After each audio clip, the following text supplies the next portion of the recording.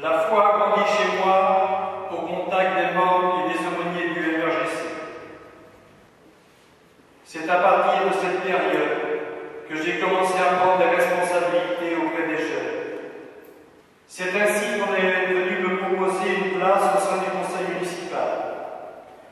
J'étais censé représenter les jeunes avec bien sûr des idées bien arrêtées de changement dans la vie communale, en me demandant de faire toujours plus pour les jeunes en matière de loisirs bien sûr, foot, foyer des jeunes, etc. Étant à 24 ans le plus jeune conseiller de la commune, j'avais la pression. Les 6 années se sont écoulées avec bien sûr la volonté de servir au mieux la commune. Je peux vous assurer que ce sont des moments très enrichissants. J'encourage ceux qui le peuvent à participer à leur tour. Un chrétien a toute sa place dans la vie communale. Le maire de l'époque me propose de conduire une liste aux élections pour le remplacer. Et je suis donc élu maire à 30 ans. Le chantier est important et durera 24 ans. Pas facile de concilier la vie professionnelle, surtout la vie familiale et la vie publique, et garder une foi profonde qui m'a accompagné tous les jours sans défaillir un seul moment. Je suis toujours à me demander si, n'étant pas croyant, j'aurais traité les problèmes de la même façon.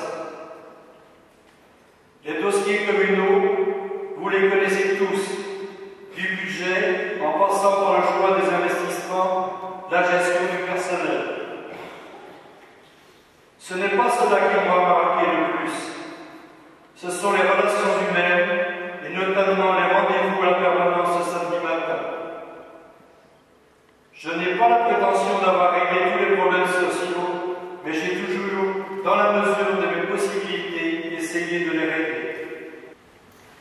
L'emploi, toujours le même fléau, essayant d'embaucher les gens dans les entreprises de la région et surtout de les faire travailler en CDD afin qu'ils retrouvent leurs droits. Travaillant dans une grande entreprise, j'arrivais à les faire embaucher pour un contrat et si possible un poste en CDI.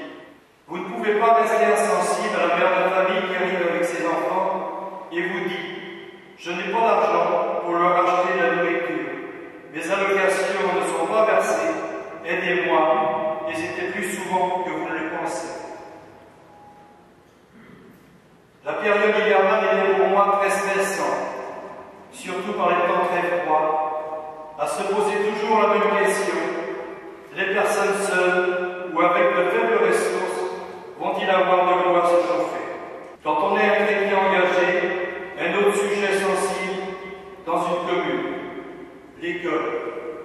Chez nous, au Fougeray, une seule école catholique. Cette école m'a valu d'être menacée par le préfet d'aller au tribunal pour l'avoir financée. Après 30 ans de vie à 100 l'heure, j'ai décidé d'arrêter à soirée. Il faut laisser la place à une nouvelle équipe. C'est à ce moment que j'ai accepté des responsabilités au niveau associatif et bien sûr dans l'Église. Après plusieurs formations indispensables aujourd'hui pour tout chrétien engagé, nous avons la chance dans notre diocèse d'avoir un choix important de formation, courte ou longue durée. J'ai accepté de faire partie du GAP en tant que correspondant. Il y a quelques années, j'ai rejoint l'équipe du Pays de Guerre pour une autre dimension de grandir dans la foi. Et depuis le début de l'année, notre dimension avec le Conseil pastoral missionnaire diocésain. Des réunions aussi très riches, faisant comparer ce qui se passe de beau et grand dans notre diocèse, et de s'enrichir des particularités d'un secteur à l'autre sur l'ensemble de nos 9 pays. Nous avons la chance